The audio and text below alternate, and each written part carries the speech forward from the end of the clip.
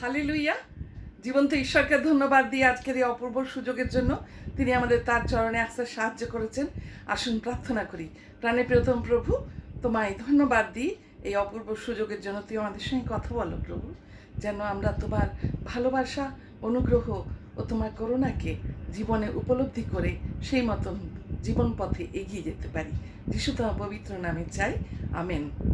আমরা জানি আমরা এই অতিমারির সময় সকলেই আশা করি যে প্রভু যিশুর কাছে এলে এবং তার নামে ডাকলে আমরা সুস্থতা লাভ করব। হ্যাঁ, তিনি আমাদের আরোগ্যকারী ঈশ্বর, অবশ্যই আমরা তার কাছে আসব, কিন্তু আমাদের কিছু শর্ত পালন করতে হয়। সেই বিষয়ে আমাদের অজ্ঞ থাকলে হবে না।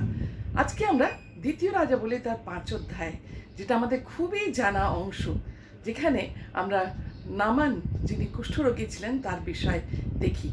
আমরা জানি ওই ছোট্ট মেয়ের সুন্দর সাক্ষ্যের জন্য নামান ইসরায়েল দেশে এসেছিলেন, আর শেষে তিনি ইলিশাই ভাববাদীর বাড়ির কাছে পৌঁছে যান সুস্থতার জন্য। সেই সময় ইলিশাই ভাববাদী তাকে বলে পাঠান যে তুমি জর্দন নদীতে 7 বার ডুব দিলে তোমার সুন্দর চামড়া হবে আর তুমি একদম শুচি হবে। কিন্তু এই অংশে আসার পর তার প্রচণ্ড রাগ হলো। তার মনের মধ্যে সুস্থ হবার ইচ্ছা ছিল, সুস্থতার জন্যই তিনি এসছিলেন, কিন্তু তার ক্রোধ হলো। কেন ক্রোধ হলো? এই ক্রোধ কেন হলো সেই বিষয় নিয়ে আমরা চিন্তা করব। কারণ তার মনের মধ্যে একটা অহংকার ছিল, আমি একজন সেনাপতি, আমি যখন সুস্থতার জন্য এসেছি, ঈশ্বরের একজন লোক তিনি আমার সামনে আসবেন, বেরিয়ে এসে দাঁড়িয়ে তিনি আমাকে আমার উপরে হাত দোলাবেন আর আমি সুস্থ হব না। তিনি আমাকে ঘরের ভিতর থেকে নির্দেশ পাঠিয়ে দিলেন আমি যেন জর্দনে থেকে ডুব দিই। এই যে অহংকার, আত্মসম্মান, এই নিয়ে আমরা কি করে প্রভুর কাছে আসি, যিনি আমাদেরকে বলেন আমার কাছ থেকে শেখো, আমি নম্র মৃদুশীল।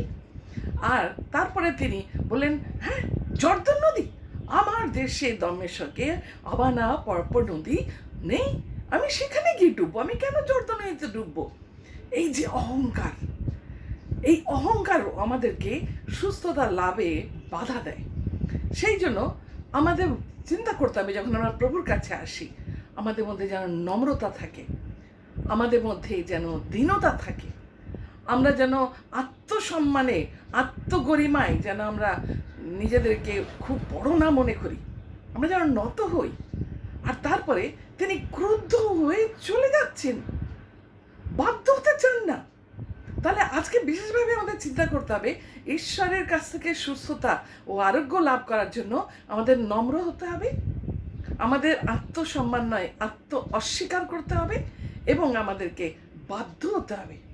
যখন তিনি চলে যাচ্ছিলেন তার লোকেরা তাকে এসে বলল, তার হয়তো দাসেরা, যে যদি অন্য কোনো ভালো কাজ বলতেন আপনি কি করতেন না? তাদের কথা শুনে তিনি বাধ্য হলেন। প্রিয় ভাই বোন, আমাদের আশেপাশে যারা আছে, হতে পারে তারা আমাদের থেকে ছোট, কিন্তু তারা যদি আমাদের সুপরামর্শ দেয় আমরা অবশ্য তার শুনবার জন্য সচেষ্ট। আমরা যেন নিজেদেরকে বড় না মনে করি, আমরা যেন নত নম্র হই, আমরা যেন বাধ্য হই। তারপরে তিনি বাধ্যতার সঙ্গে যখন জর্দনে 1 বার 2 বার 3 বার নয় 7 বার ডুবলেন, তখন তার চামড়া একটা ছোট্ট ছেলের চামড়ার মতন হয়ে গেল, তিনি শুচি হলেন, তিনি কৃতজ্ঞ হয়ে গেলেন। তখন তার জীবনে একটা পরিবর্তন এলো। তাহলে আমাদের জীবনে বাধ্যতা, নম্রতা ও আত্মগরিমার বদলে আত্মত্যাগ ও আত্মদীনতা যখন আমাদের জীবনে আসে, তখনই প্রভু আমাদের জীবনে কাজ করেন।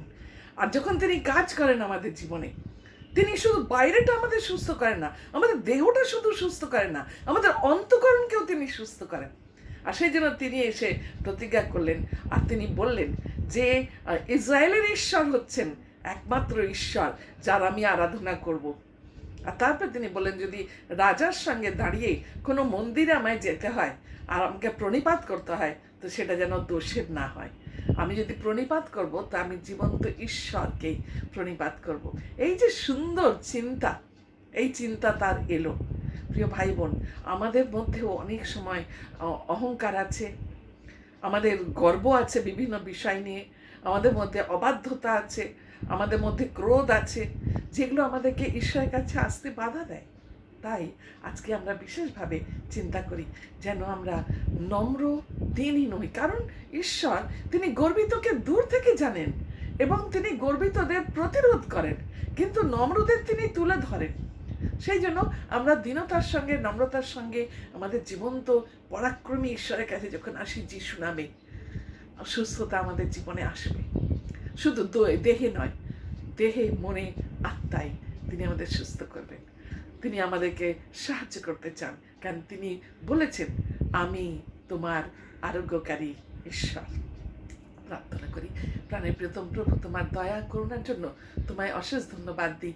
তুমি আমাদের মাঝে থাকো আর আমাদের সাহায্য করো, যেন আমরা সব সময় নম্রতার সঙ্গে, দীনতার সঙ্গে, আত্ম অস্বীকার করে এবং সমস্ত রকম বিষয়ে সরলতা রেখে তোমার কাছে আসি, তোমার বাধ্য হই আর তোমার কথা শুনে চলি।